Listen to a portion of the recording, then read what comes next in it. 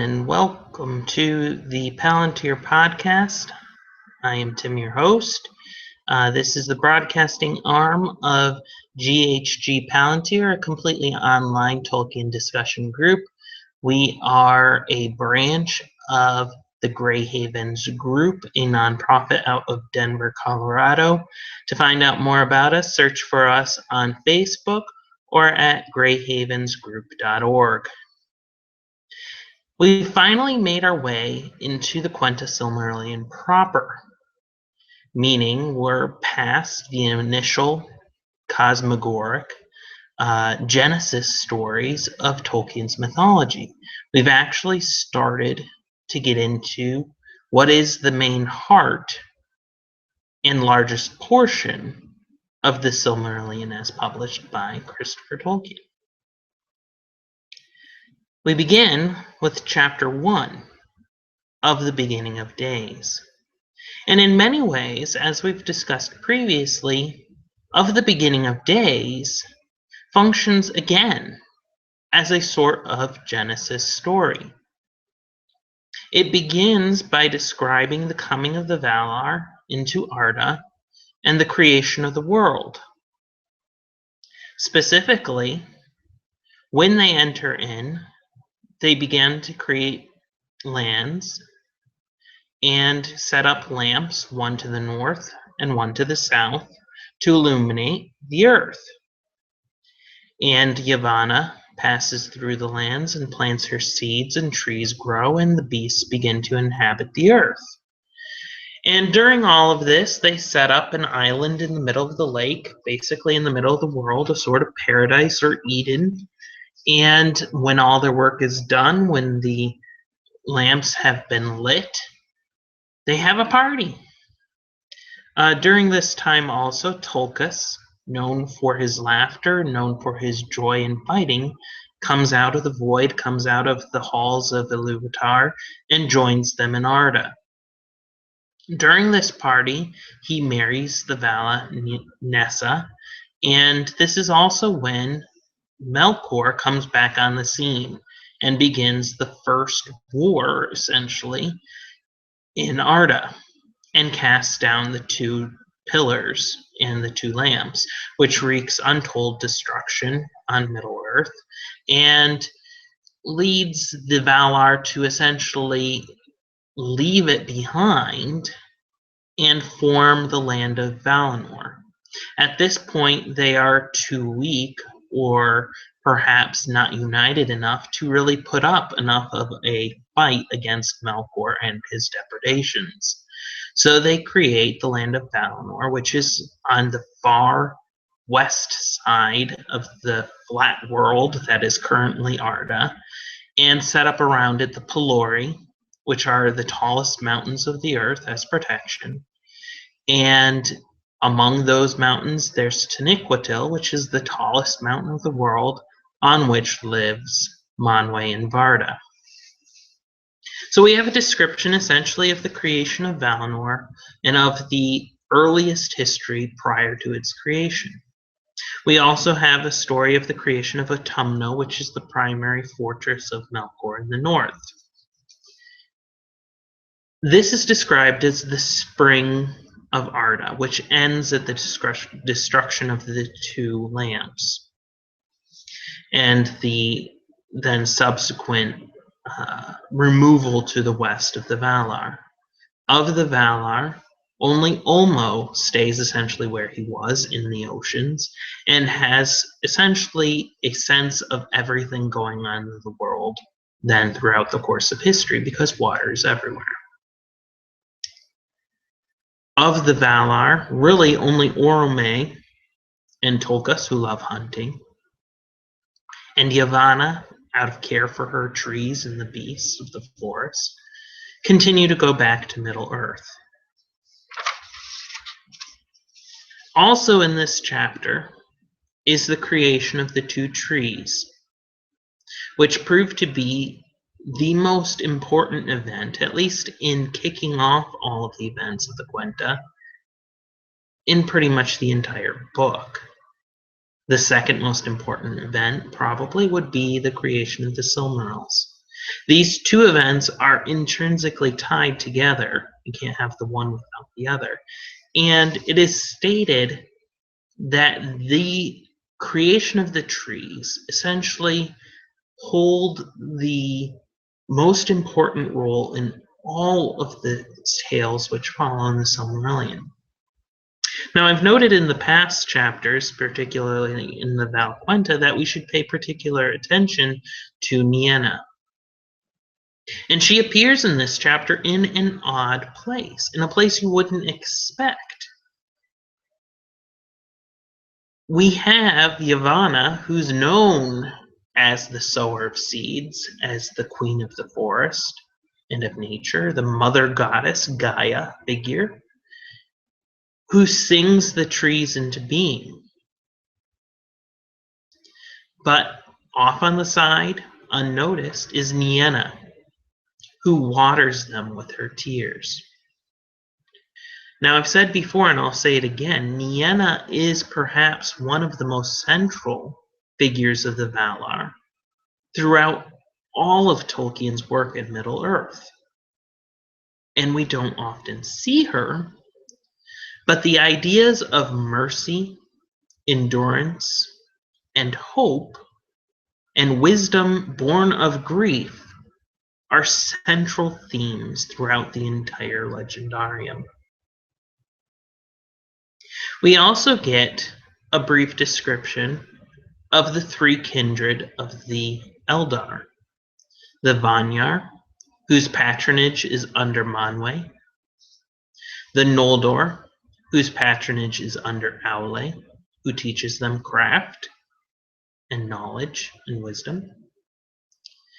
And the Teleri, who are under Olmo and learn much of the sea and of the oceans and the music from him.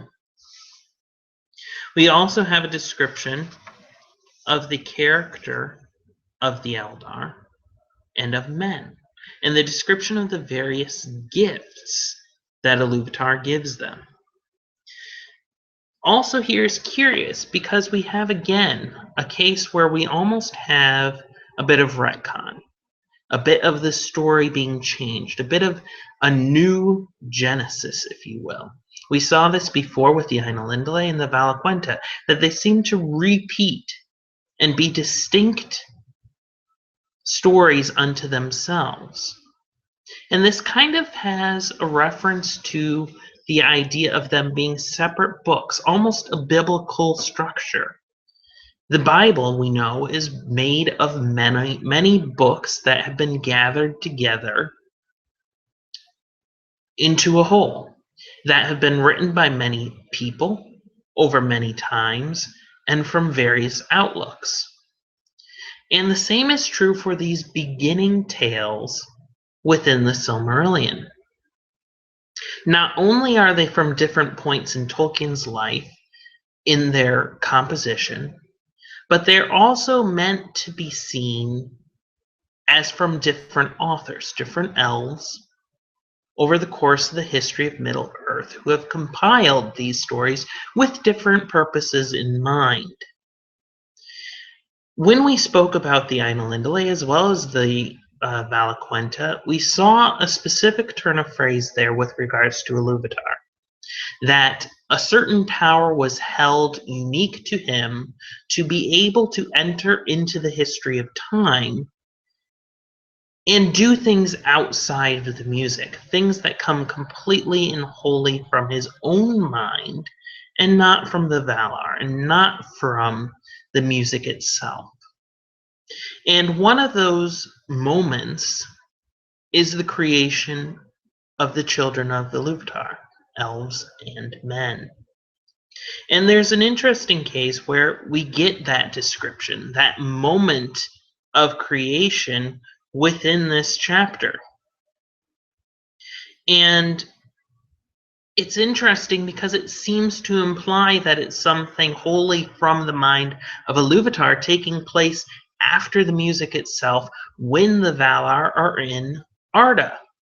Now, if I read this passage, it says, "For it is said that after the departure of the Valar there was silence, And for an age Iluvatar sat alone in thought. Then he spoke and said, "Behold, I love the earth, which shall be a mansion for the Quendi and the Atani. But the Quendi shall be the fairest of all earthly creatures, and they shall have and shall conceive and bring forth more beauty than all my children, and they shall have the greatest bliss in the world. But to the Atani I will give a new gift." Therefore he willed that the hearts of men should seek beyond the world and should find no rest therein, but they should have a virtue to shape their life amid the powers and chances of the world beyond the music of the Ainur, which is as fate to all things else. And of their operation everything should be in form and deed completed, and the world fulfilled unto the last and smallest. But Iluvatar knew that men, being set amid the turmoils of the powers of the world, would stray often, and would not use their gifts in harmony, and he said, "These too in their time shall find that all they do redounds at the end only to the greater glory of my work." Yet the elves believe that men are often a grief to Manwe, who knows most the mind of Iluvatar, for it seems to the elves that men resemble Melkor most of all the Ainur, although he has ever feared and hated them, even those that served him. There's a lot in this chapter. It's fairly scarce on events, but it is full, again, of these foundational ideas in Tolkien's mythology. We started, of course, our discussion today in the middle, with the creation of the two trees, Laurelin and Telperion, with the question, how do they even know what hours are? We get a description in the chapter that the waxing and waning cycle of the two trees are 7 hours each. That one tree waxes to its greatest peak in 7 hours and then wanes again over the next 7 hours. And that there's a 1 hour period in the middle of that where they overlap, and you have the mixing of the two trees' light.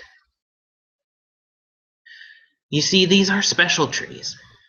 They are mythical trees. You have Laurelin, which essentially is a tree of gold, gives gold light from its flowers and from its leaves. And you have Telperion, which gives a silver or a bright white light, similar to the moon, the sun and the moon.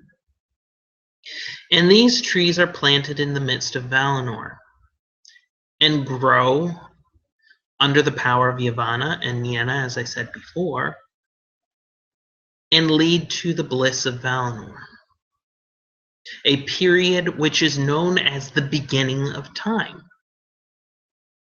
Because at this point, because of the cyclical nature of the light of the two trees, for the first time we have something that can break up time.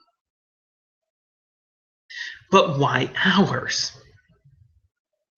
Looking at this, we can again return to this idea of it being a story that's been told of ages far gone, and look at it in the sense of elves looking back and writing the story in a way that the people reading it in the time would understand and put it into hours and days.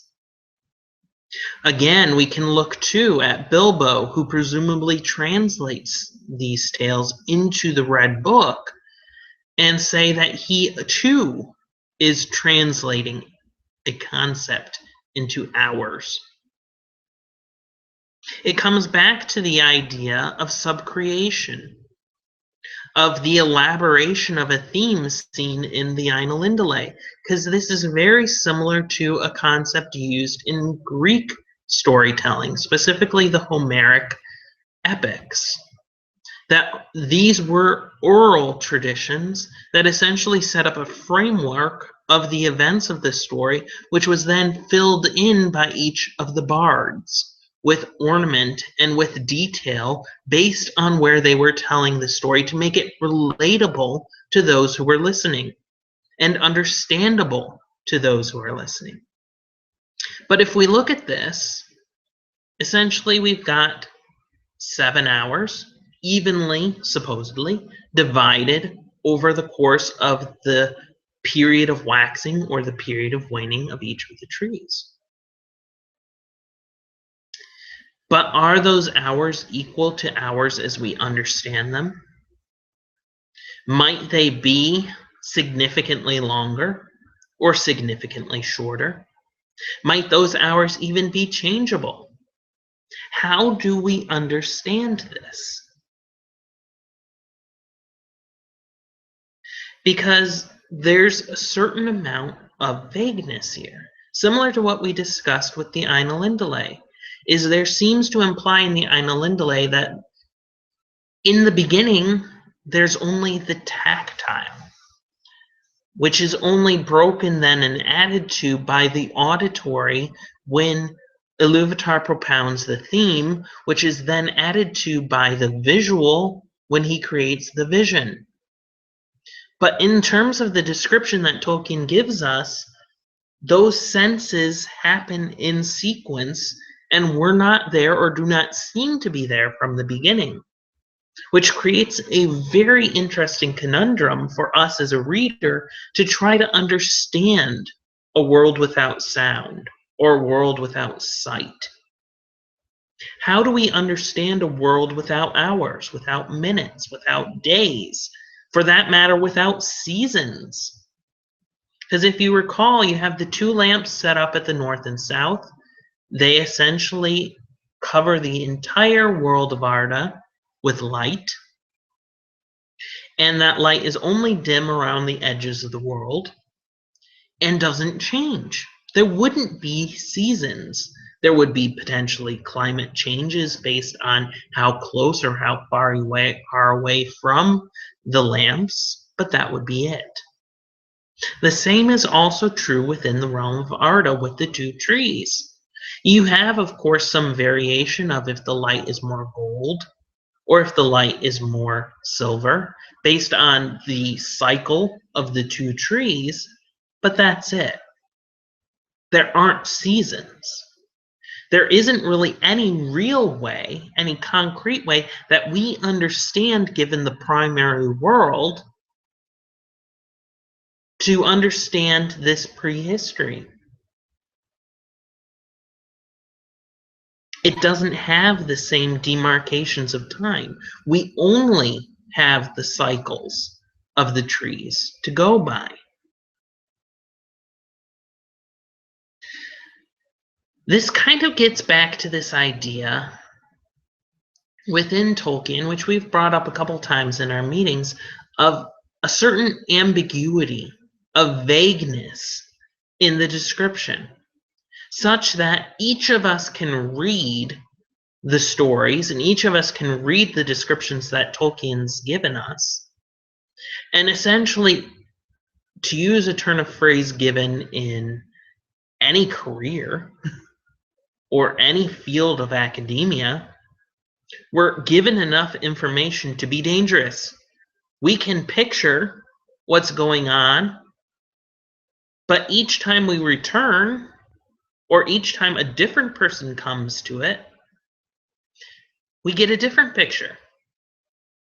Tolkien seeding or sowing applicability, because he just gives enough to form that image, but not enough to set it in stone. What this led to was a really interesting conversation with regards to the nature of art and illustration, something that Tolkien wrote about on many occasions in his letters. And it's often thought that Tolkien didn't want illustration or didn't think illustration was proper. That's not the case. There are often cases where Tolkien loved the illustration. A couple examples being Pauline Baynes or Cor Bloch. But the really critical element of that is he didn't want illustration that defined the story or close the door on the development of the image. If you look at an illustration of core block, you don't see a definitive image, you see the story. And that should be the primary purpose of the illustration. Tolkien uses illustration or imagery that we create in our mind to help us understand the story, not to replace the imagery or the description that's given, but to ground it in a reality we can understand. It's one of the dangers implicit in illustration, and that we've seen examples of in the films that have been created for The Lord of the Rings and The Hobbits, that the imagery has been essentially set. That certain qualities then are given either to settings or to characters, which are brought by the imagery provided by the movie or by illustration, rather than by the text. It's a question of, do we want all the answers, or do we want vagueness and ambiguity? Do we want to create a situation where we perpetuate creativity, or where we reach a final answer? I don't think that's what Tolkien wanted. He wanted to perpetuate creativity, to create a situation in which a vehicle for creativity and sub-creation is made. One of the things that comes up in the letter is this idea of wanting to create a renaissance of imagination within England, of art, of writing, of poetry, of song, around this mythology that he's creating. It's one of the anxieties that comes up in the letters with regards to the idea of publishing the Silmarillion in the first place. Because within the Silmarillion, there isn't a backstory necessarily. There isn't further history beyond. There isn't the interlacement we see in The Lord of the Rings or The Hobbit, where we see ages far gone and see hints of stories beside stories and beyond. We are seeing those hints expounded upon in the Silmarillion that we only get a sliver of in the other works. But the Silmarillion still works, because there's still that opening, there's still that ambiguity there, such that we can't grasp it completely. It's slippery. We can't necessarily pinpoint directly exactly what the image is or what the story is. There's still that level of ambiguity there to allow it to be mythic, to allow it to still lead to sub-creation and applicability. And then again, recovery. All things that Tolkien in On Fairy Stories make a point of saying are intrinsic to the nature of a mythology and a living mythology.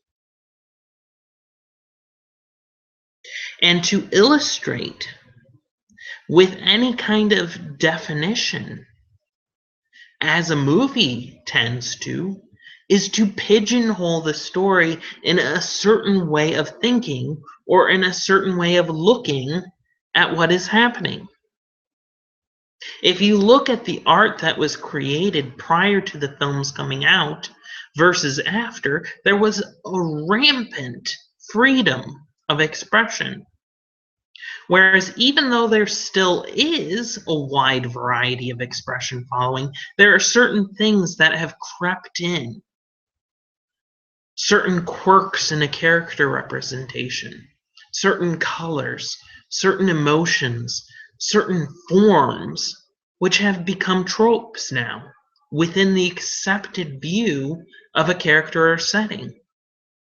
And there's a certain danger in that, Tolkien sees, that closes down on the creativity of the reader or of the observer in the work. Now, we talked about this too, about elves. We get the nature of elves in this chapter, the fact that they are long-lived. They do not die except either through grief or essentially violence. And even then, they go to Mondos, where they can eventually return. Well, when you think about it, and elves are meant to be these characters of aesthetics and to create the greatest works known on the earth and the greatest beauty. They live for thousands upon thousands of years. And when we look at the conception of Rivendell or Lothlorien, we see these beautiful, harmonious, homogeneous creations in the films, and often too in art. But elves have been around for thousands of years. If we look at the history of art, it is driven in large part by boredom. People coming along and saying, well, I'm sick of that. It's been done to death. Let's experiment. Let's do something new. Let's do something different. Let's either develop the rules that are there, stretch them, mold them, add to them, or let's purposefully break them in order to create something new and exciting in the realm of aesthetics. To some degree, when we look at the architecture and art and music of the elves, we aren't getting an elvish conception. We are getting a human conception of the elvish, because we, as shorter-lived people, do not understand what it means to live for thousands of years. Because even looking at someone like Arwen, who's roughly in the realm of 2,700 years old, look at the history of humanity over 2,700 years. If we put her in our primary world, that would put us back into a world where the Greek city-states were still in power, Rome was still a kingdom, Egypt was still in power, and the time period now, even though we know certain historical facts, seems mythological to us today. And if we look too at the aesthetics and the history of art over the course of that period, while there are threads of continuity, it is wildly, chaotically changing over the course of those years. And though there would be a certain amount of inertia, given the fact that elves do not die and can live throughout that entire period of time, we do hear specifically in this chapter about the idea that they grow tired, that there is a sadness that only builds over the course of their life. Because they are not able to escape the world, they stay in the world throughout all of the hardships of the coming ages. And so we would think that over the course of time, their art would be wildly, crazily divergent.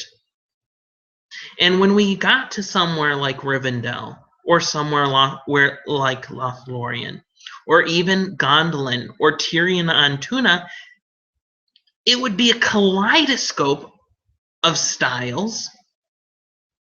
It would be a constant keeping up with the Joneses, particularly among the Noldor. Or as we like to put it in our meeting today, keeping up with the House of Fëanor. that there would be constantly this desire to one-up the other generation or the other elf family, particularly among the Noldor, who are known for their desire to know, to have wisdom, to learn craft and artistry. It wouldn't stagnate. It wouldn't remain in one style. It wouldn't necessarily even lead to a perfection of style, but rather a panoply of styles. And it's kind of a crazy thing to wrap your head around, because to some degree, you could envision the elves being hoarders throughout history and therefore end up like grandma's attic and have all of these various clashing styles in their living room. How do we even begin to understand that? And this really led to perhaps one of our most humorous. I know we were laughing a lot. I don't know if you'll laugh when you think about this, but think about it. Think about living an immortal life. And think about how insane you would have to be able to live an immortal life. In particular, look at the character of Fëanor, who you could really argue is mad. Truly and utterly mad. And think of his poor mother, Muriel, who basically dies, or at least goes willingly to Mandos, because she's so incredibly wiped out and tired by her terror of a toddler.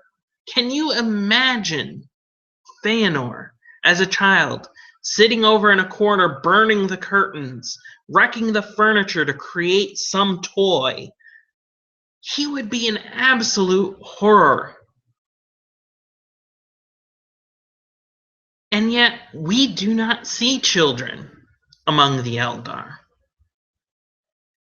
We don't know really what the age of maturity is. The only true young elves we see are the half-elven in the characters of Eärendil, Dior, and Elwing. We don't really see any other young or even children among the elves. And even then, we don't really get a focus on those three until they're in their late 20s and 30s, when they're actually doing something and leading kingdoms and leading their people. We don't really know if they just spring up and they can do whatever, or if it's that they reach an age of maturity. So too, we also have to look at the character of Galadriel, who in some senses is heroic in her longevity, having to put up with it all for who knows how long, because we can't even say for certain that the space of years or hours in the beginning of history is the same as what we have at the end, where she could be up to 9,000 years old for all we know, and having to put up with first Fëanor, then his grandson Celebrimbor hitting on her, and then with Celeborn in Lothlorien. We joked before when we were reading The Lord of the Rings that Celeborn was happy to let her go off in the last boat to Valinor and start his kingdom in Lothlorien and in Greater Lothlorien in the east when he took over the area around Dol Guldur, because he finally got rid of her after all those years of living under her thumb. Well, to some degree, there might be some truth in that. Because if you think about it, how crazy would you have to be to put up with, day after day, what the elves do for ages upon ages? And we, of course, come at this from a human point of view, so we can't even begin to understand. Because granted, Iluvatar does give elves certain gifts and certain capabilities and loves for the earth that may make it much more of a pleasant experience than we imagine. It doesn't seem that way. But we also can look at the nature of men. Men, of course, are very different in that they have free will, explicitly free will, meaning they can act outside of the power of the music, outside of the themes. And this, of course, means that, as I stated in that earlier passage which I read, the elves, the Valar, even Melkor are kind of afraid of them for this very reason. That they can seemingly act contrary to the music, and Iluvatar states that their discord creates greater harmony in the long run. What may be the most contentious element of the creation of men, however, is the gift of death. That men are not bound to the earth, but seek what is beyond the earth. And that they eventually will die and leave and go we know not where. And there's a very Augustinian sense to the way this is put. That, like Augustine said, our hearts are restless until they rest in thee. Well, the hearts of men are restless throughout the course of their life in Arda. It's not really their true home, as it is the true home, and forever home, if you will, of the Eldar. And there are pros and cons to both the state of the elves, of endless life, and the state of men, of having the gift of death, but also having the gift of being able to act outside of the music. If we look at the Book of Lost Tales in particular, we see more explicitly that death, the gift of death for men, is in a way a check on their power, even. That the gift of being able to act outside of the music is something that could lead to the breaking of the music even, and therefore they have the gift of death. And there are elements of that which still remain in the text of this chapter.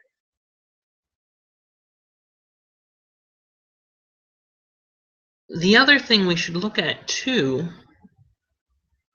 is that this chapter in many ways defines the entirety of the Legendarium, because as I brought up before, with the creation of the trees and them being essentially tied up in the fate of all of the tales in the Silmarillion, well, they're truly tied up in all of the tales in Middle-earth.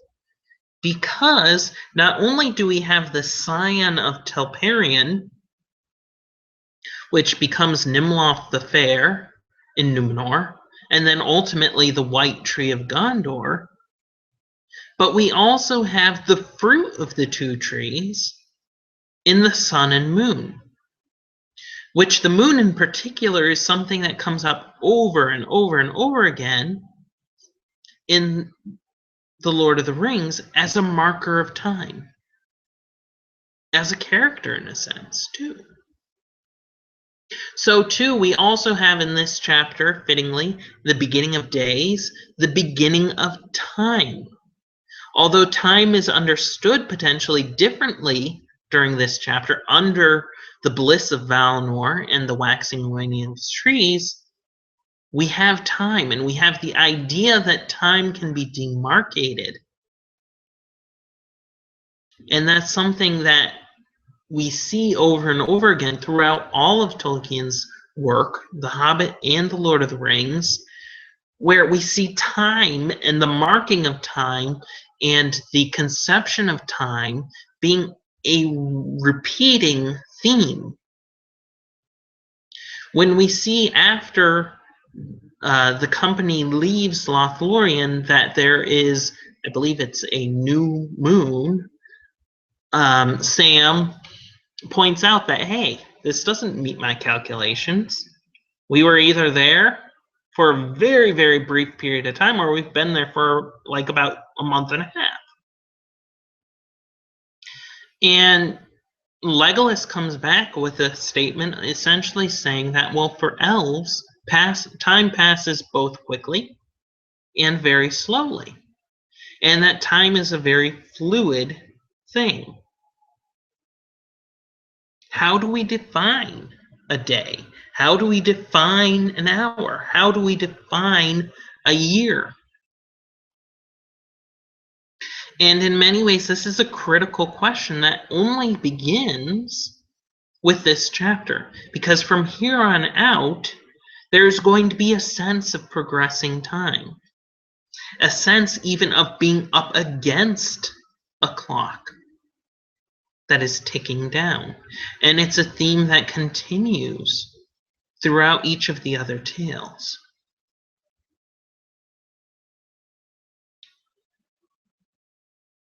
When we read this chapter, yes, we're supposed to understand essentially the foundations of Arda and the setup between Middle Earth and Valinor and the difference between them, but it really is more of an establishment of ideas that are going to resonate throughout each of the other tales in terms of the idea of time, the idea of the passage of time, the idea of marking time, also looking at it from the sense of living through time and how that's understood, of looking towards endless life and how that should be understood, because we should understand that the Silmarillion is written by and largely for elves. That's the conception. And though we cannot approach it in the same way, we kind of need to bend our thinking to think, okay, how could that affect the writing we receive? How could that change the way the tales are cast? Because when we get to the Akhalabeth, which is notably more of a man-centric story based on mortality, it changes, the tone changes. And it's something we should pay attention to, and it's something we should keep an eye on and be aware of. It's something, too, that we should keep in the back of our brain for further applicability when reading The Hobbit or when reading The Lord of the Rings. Because when you look at the elves now and think of them as these immortal characters who have been through who knows how many thousands of years, and as one of our commentators said, potentially are mad by the time they're 1,000 years old, or at least go through a early life crisis because they can't have a midlife crisis. Look at the elves in Rivendell singing in The Hobbit, and granted, that is a unique case, and the tale has been written with a different tone. And yet, to some degree, they fit better than just about any other elf because they are madder than hatters. Or if you look at Gildor and the elves passing through the Woody End and how cagey they are and how reluctant to give any kind of advice. And to some degree, how haughty and even how dismissive elves seem towards everybody else. Starts to make sense because they're approaching life in such a completely alien way from the way that we understand it. And what is so amazing is that when you really stop to think about it, some of this comes out in what we see. Because if we look again at the case in Lothlorien with Galadriel, who is notably probably one of the eldest of the Eldar, in Middle-earth at that point in time, or at least that our main characters encounter, she only spends about a half hour with them in the beginning and in the end of their sojourn there.